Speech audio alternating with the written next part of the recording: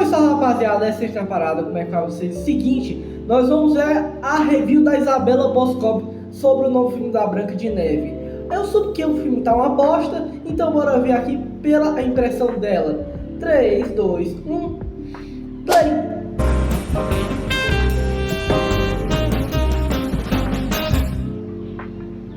Eu sei que todo mundo tá louco para que a nova versão live action de Branca de Neve, que já tá em cartaz nos cinemas, dê muito pano pra manga. Mas hoje a gente vai de manga curta mesmo, porque tem pouquíssima coisa no filme que mereça qualquer controvérsia. É pouquíssima? Na verdade, não tem nada. Inclusive porque os personagens aqui são tão unidimensionais e a história é tão fininha, tão ralinha, que não dá margem para polêmica mesmo. Com isso, eu já deixo claro que eu não tô nem aí com o fato da Rachel Zegler, que é latina, ter sido escolhida como Branca de Neve. Porque não dá pra deixar... Mano, eu posso ser um pouco crítico nessa parte? Véi, eu entendo nossa representação latina, mas tudo que ela falou depois... Tipo assim, eu não tava nem aí pra esse filme, eu tava esperando que ia ser uma bomba e eu não vi o filme. Mas eu assisti o clássico, já assisti Branca de Neve. E eu senti que esse filme ia ser uma bomba. Eu senti que esse filme ia ser uma bomba desde o início. Porque adaptar clássicos da Disney é muito difícil. Então meio que as polêmicas não adiantam muita coisa, que esse filme já estava queimado na minha vista. Mas eu também não tava nem aí por a atriz ser latina. Mano, eu não tava nem aí. Mas acaba que bosta, né? Que bosta que a nossa representação ter sido queimada por conta de uma pessoa ruim, né? Uma história do folclore alemão, que foi colocada em forma escrita pela primeira vez em 1812 pelos irmãos Grimm, esteja ditando regra até agora. É folclore, então, por definição, faz parte do imaginário coletivo, seja qual coletivo for. E claro, tem a questão de os 7 anões serem personagens digitais, mas a gente chega lá. Pessoal, coitadinha da Branca de Neve, ela se perde na floresta, cai na água, rola no chão, aparta a briga dos 7 anões, dorme e acorda sempre com a mesma roupa. Se pelo menos o vestido dela fosse feito com as fibras das roupas da Insider, tão fáceis de lavar, de secar e de desamar. Mano, o pior é que, tipo assim, de ver tanta coisa da Insider, eu comprei roupas da Insider. Se eu não me engano, vai chegar semana que vem. Mas, cara... Véi, como as pessoas conseguem influenciar, né? Passar e tão duráveis. E rapaziada, eu vou pular a publi, tá? Sinto muito, mas vou pular a publi. Mas não fique só pensando na vida, porque março acaba. E agora de volta a resenha. Tem muita gente que considera que Branca de Neve é um material que deve continuar intocado, porque em 1937 esse foi o primeiro longa-metragem em animação da história, não só da história da Disney, mas da história do cinema. Sim. E com ele o Disney abriu uma vertente sobre a qual... Na real, ele criou uma coisa que acabou virando padrão da indústria, então meio que ele inventou uma coisa, e você modificar o primeiro filme que fez isso, é meio falta de respeito, mas eu sou um youtuber de reaction, não posso dar minha opinião aqui, mas...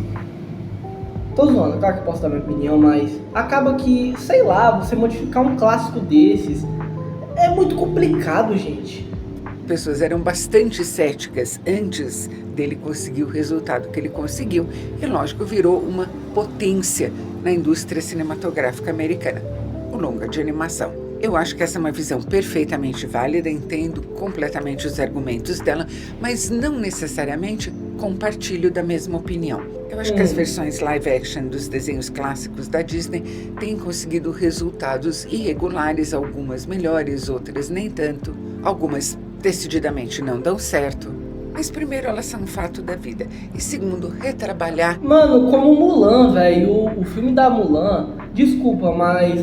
não ter pontos principais do filme acabou afetando a história. E claro, vocês podem falar, o filme saiu na época da pandemia, gente. Mesmo na época da pandemia, não tava bom no stream da Disney Plus, não tava recebendo muito acesso. Então meio que o filme nem se pagou, eu acho. Eu não tenho certeza, tá? Mas eu acho que ele nos pagou. Mas acaba que a Isabela tem um pouco de razão, porque uns melhores, outros piores, e enfim. Material clássico é algo que a gente faz, por exemplo, com Shakespeare. Por que não deveria fazer com outras coisas também, então? O que me desencoraja um pouco é o resultado final a que se chegou em Branca de Neve, que é um filme bonitinho, mas que na maior parte do tempo não me envolveu. A Rachel Zegler canta muito bem, mas como atriz aqui não passa do razoável. A Gal Gadot é uma figura impressionante. Mano, ela é bonita. E só. Ela nunca foi boa atriz. Receber chuva de críticas aqui, mas a Gal Gadot nunca, mas nunca mesmo foi uma boa atriz. Ela é bonita pra um caralho, mas ela não é boa atriz. Muito bonita, fazendo o papel da rainha, mas como atriz também não passa do razoável. E o Jonathan, o líder dos rebeldes que lutam contra a rainha e vivem escondidos lá na floresta, é, na interpretação do Andrew Burnap, muito simpático, mas também não passa muito disso. Nem vou discutir a falha do roteiro em preencher de alguma maneira esses 3 personagens principais com algo que não seja o mínimo indispensável. A boazinha até a medula. A malvada até a medula. E o rebelde que vai se apaixonar. Isso sem falar que na parte do castelo e do vilarejo, eu achei a direção de arte e os figurinos super sem graça. Isso apesar da... Mano, desculpa, mas eu não vi o filme, mas os trailers estão bem bonitos, então... sei lá. Eu não sei se é porque tudo é feito de CGI hoje em dia, mas antigamente era muito mais pautável existir coisas, mas sei lá, velho, é a opinião da Isabela, mas pra mim a direção ficou meio porca por ter que regravar e essas coisas, depois da treta que eu sei que eu não ia falar isso, mas depois da treta que aquela atriz teve, com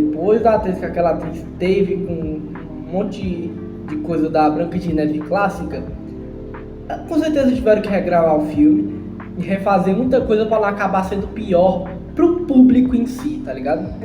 Direção de arte ser da mesma profissional que fez esse trabalho em A Bela e a Fera, que eu acho que tem uma excelente... Cara, A Bela e a Fera foi um filme bom, velho. Claro que, vocês podem falar, Emma Watson não foi, interpretou bem, mas, mano, o filme é bom pra um caramba. Direção de arte e o figurino ser da mesma profissional que trabalhou em Cinderela, que eu acho que tem um excelente figurino.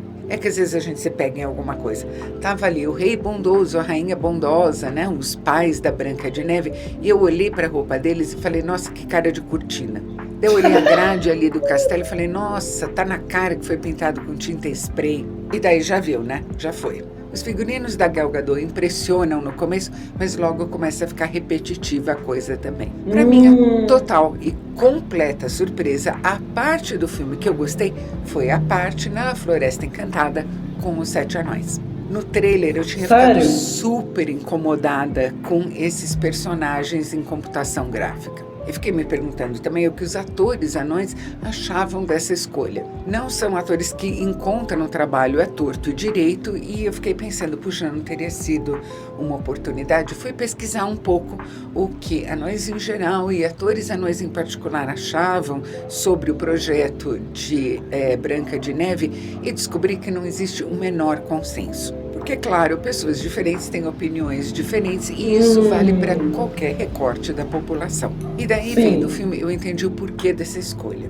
Primeiro que, se eles tivessem usado atores de verdade, de carne e osso, talvez o saldo tivesse ficado ofensivo. Porque o Atinho Dengoso, o Dungo Feliz, o Mestre, o Soneca e o Zangado são estereótipos. E hoje em dia não é ou não deveria mais ser aceitável reforçar estereótipos. Segundo, essa escolha de fazer personagens digitais deu a eles a liberdade de transformar os anões realmente em criaturas mágicas, em escapar.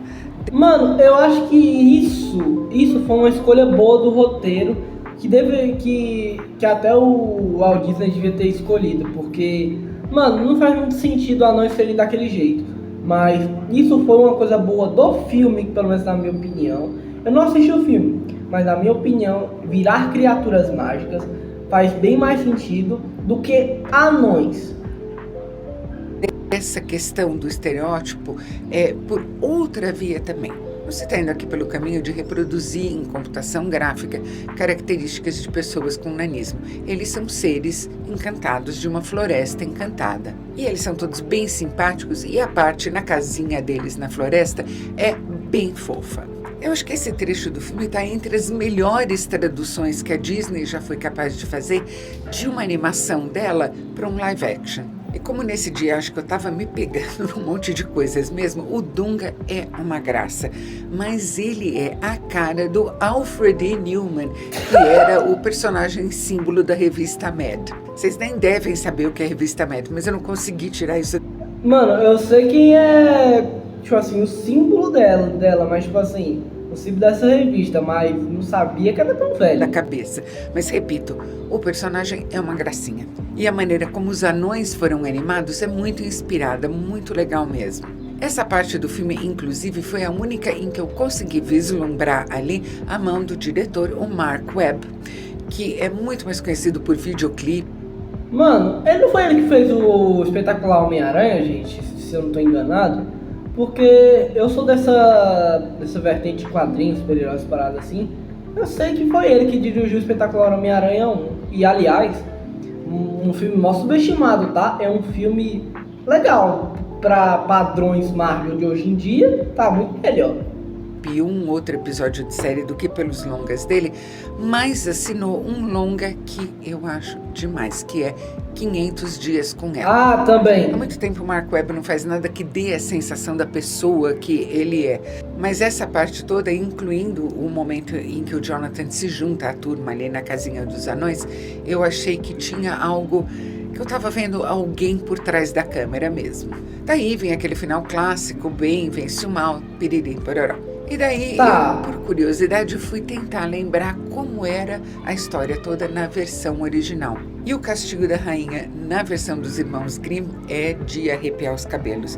Eles esquentam no carvão um par de sapatos de ferro e fazem a rainha calçar os sapatos e dançar Eu acho que eu prefiro a versão da Disney agora. Fiquei traumatizado. até morrer. E isso na festa de casamento da Branca de Neve com o príncipe. O Caralho! pessoal não era de meias medidas, não. Se você gostou desse vídeo, não se esqueça de curtir. Inscreva-se no canal e clique no sininho. E a gente se vê no próximo vídeo. Valeu, valeu, valeu. Mano, engraçado. Eu posso ser muito antissético, mas eu já assisti filme A Branca de Neve 2 vezes, se eu não me engano. Uma quando eu era mais novo e 2 anos atrás. Mas, mano, comparado com o filme, eu acho que todas as polêmicas em cima desse filme acabou que ferrou ele. Em bilheteria, principalmente público e também críticas, né? Porque se eu não me engano ele tá menor que Dragon Ball Evolution. E juro, ficar pior do que Dragon Ball Evolution. Fazer o que, né? Bom pessoal, esse foi o vídeo. Espero ter gostado. Deixa o like e tchau.